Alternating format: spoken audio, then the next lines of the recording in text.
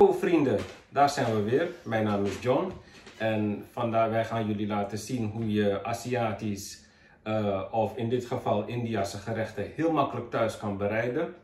Vandaag gaan we maken bloemkool. En bloemkool is een van mijn favoriete groenten. We eten door de week heel veel vegetarisch, omdat het goed is voor je lichaam. Niet dat wij echt de wereld willen redden. Maar het is echt een van mijn favoriete groenten. Die je heel goed kan doen als jij zelf een vegetarische levensstijl erop na wil houden. Nou, niet heel veel mensen houden van knoflook. Dat begrijp ik. Dus denk ik van, dan ga ik ook maar een gerecht doen waar je helemaal geen knoflook bij nodig hebt. We hebben uiteraard bloemkool. We hebben aardappelen. Dat is optioneel. Heel belangrijk ingrediënt hier is gember. Daar zijn wat tomaten en wat koriander die er achteraf in gaan. Dan een cruciaal ingrediënt, dat is korianderpoeder. Dan is daar komijnpoeder. Daar is dan komijnzaadjes. En dan hebben we hier 3 groene chilies, oftewel de rawit. Als jij door de supermarkt loopt, je lokale Jumbo of Albert Heijn, en je denkt van ja, maar wat is nou korianderpoeder? Dan wordt dat heel vaak aangegeven door de Indische toko of door Albert Heijn of wat dan ook als ketumbar. Dus dit is ketumbar, dat is de Indonesische naam. En de komijnpoeder, dat is jinten. Dus als je door de supermarkt loopt en je denkt van ja, moet ik nou helemaal naar de toko? Nee, je kan gewoon naar de lokale supermarkt en kijken naar jinten en ketumbar. Last but not least, wat ik bijna vergeten was, is de kurkuma poeder of de turmeric powder.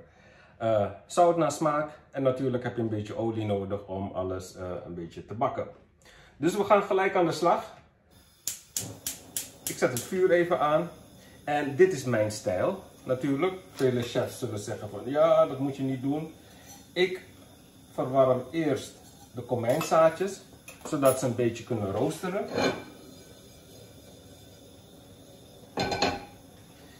En dan laat ik ze roosteren. En dan doe ik niet al te lang, doe ik de olie erbij. En de reden waarom ik dit doe, is dan kan ik ook zien wanneer de olie op temperatuur is. Dan zie je namelijk de komijnzaadjes, die beginnen een klein beetje te dansen. En dan weet jij van, je olie is goed genoeg om de andere ingrediënten erin te doen. Oké, de olie is heet. Ik doe nu de gember erbij.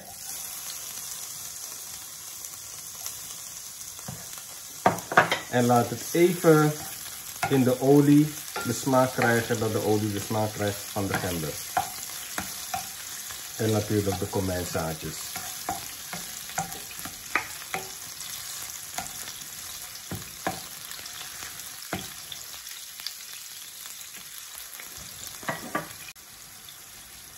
Dan gaan nu de chilies erbij.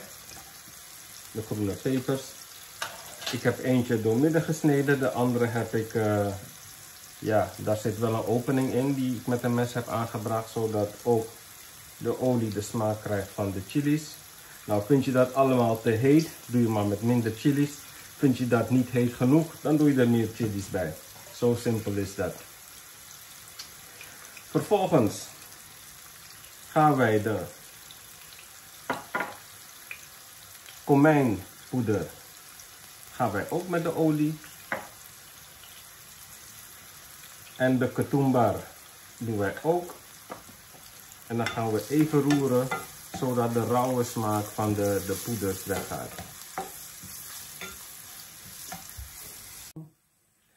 Een beetje kurkuma poeder zit er ook bij.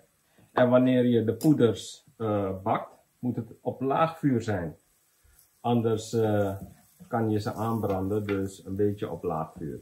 Bakken, belangrijk bij het koken, is dat je de aroma's ook in je opneemt. Het is allemaal een kwestie van timing.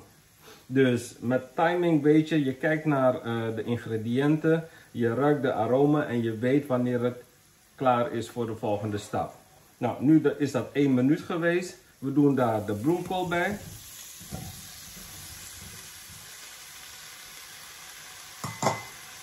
We doen optioneel de aardappelen erbij.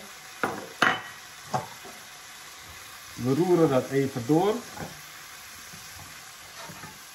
En dan laten we hem gewoon 15 minuten met een deksel op gaar koken. Ik doe daar een beetje zout bij.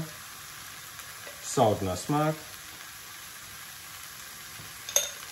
Gaat een klein beetje water bij voor het stoomeffect.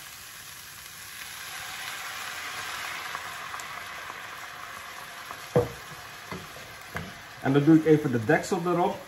En in die 15 minuten af en toe een beetje doorroeren. Zo, de bloemkool is gaar. Dan doe ik er nog een beetje garam masala bij. Dit is ook een flesje dat je kan vinden in je lokale supermarkt. Niet al te veel, gewoon een beetje. Dan gaan we het nog een beetje door elkaar roeren.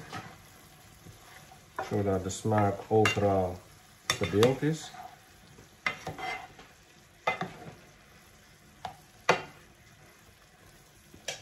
Kijk, hij is gaar. Ja. Nu gaat er de tomaten die gaan erbij. Dit is het afmaken van het gerecht. Dan doen wij er een beetje verse koriander bij. Nu gaat de deksel dicht om de tomaten een beetje door te koken, zodat hij een beetje zacht is. Het zal niet te lang duren, ik denk 1 enkele minuten. Heel zacht vuurtje en dan kan hij zo meteen opgeserveerd worden. 2 minuten zijn voorbij, ik doe het vuur nu uit. En dan ga ik een beetje overscheppen op een bord.